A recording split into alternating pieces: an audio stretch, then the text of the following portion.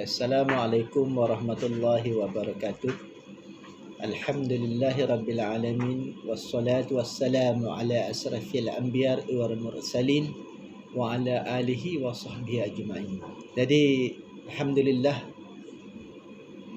terlebih dahulu Assalamualaikum warahmatullahi wabarakatuh saya ucapkan kepada para ibu bapa, murid-murid tahun 1 tahun 2021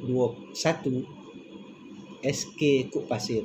Alhamdulillah, sebagaimana yang para ibu bapa ketahui bahawa kita dalam musim PKP ini banyak halangan yang terpaksa kita hadapi, terutamanya dalam situasi kita untuk menghantar anak-anak ke sekolah, tetapi terbantut kerana pandemik COVID-19 yang kita hadapi di negeri Kelantan ini, amnya dan seluruh negara khususnya. Tetapi alhamdulillah, walaupun kita menghadapi situasi yang sukar pada tahun lepas dan tahun ini, tapi kita masih lagi ada cara untuk kita menyalurkan maklumat berkaitan dengan persekolahan anak-anak tuan-puan melalui talian internet.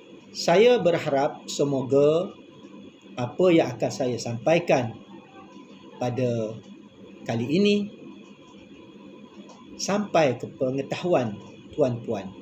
Yang sebagaimana yang kita ketahui, tahun sebelum-sebelumnya, ibu bapa, murid-murid tahun 1 akan hadir ke sekolah dan berkumpul secara beramai-ramai di Dewan Al-Ghazali kita. Tetapi pada tahun ini 2021, khasnya segala maklumat yang akan diberikan hanya melalui talian internet. Tidak mengapa. Saya ucapkan berbanyak terima kasih kepada para ibu bapa yang masih lagi memilih Sekolah Kebangsaan Kuk Pasir untuk menghantar anak tuan-puan mengikuti pengajaran pembelajaran daripada guru-guru di sini. Sebagaimana yang kita ketahui bahawa pada tahun ini anak tuan-puan juga akan mengikuti segala pengajaran guru di rumah, iaitu PDPR. Jadi untuk pengetahuan para ibu bapa semua, saya akan menjelaskan berkaitan dengan program transisi. Apa itu program transisi? Program transisi ini merupakan satu program yang diwujudkan oleh Kementerian Pendidikan Malaysia untuk menyediakan anak tuan-puan untuk menghadapi perubahan, menyesuaikan diri dan membina keyakinan diri mereka di sekolah ini. Program transisi ini telah dipecahkan kepada beberapa fasal, iaitu ada 3 fasal semuanya, dan dalam masa 43 hari anak tuan-puan akan dilibatkan diri dengan program transisi ini, tetapi dalam talian.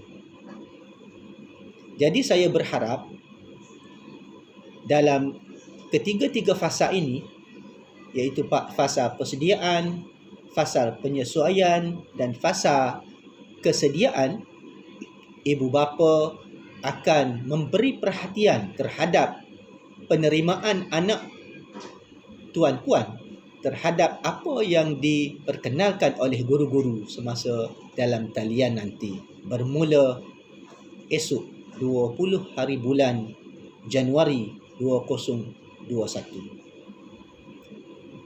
Selain daripada itu, untuk pengetahuan para ibu bapa semua, sekolah kita merupakan sekolah yang telah dipilih oleh kementerian untuk dijadikan sekolah transformasi, iaitu sekolah yang ada perubahan dan seterusnya untuk kemenjadian murid, yang mana Kementerian berharap sekolah kita, iaitu sekolah kebangsaan Kok Pasir, akan berlaku perubahan-perubahan, terutamanya untuk kecemerlangan murid-murid, iaitu anak tuan-puan. Berbalik kita kepada TS25 ataupun transformasi sekolah 2025, pihak sekolah berharap penglibatan tuan-puan dalam program TS25 ini. Berbalik kepada program transisi pada tahun ini yang akan dijalankan dalam talian, saya ingin menjelaskan sedikit sebanyak berkaitan dengan program transisi ini, iaitu seperti yang saya telah maklum tadi, dalam masa 43 hari anak tuan-puan akan disediakan untuk mereka menyesuaikan diri dengan situasi sebenar sekolah harus perdana, terutamanya apabila mereka hadir nanti untuk PDPC secara bersemuka.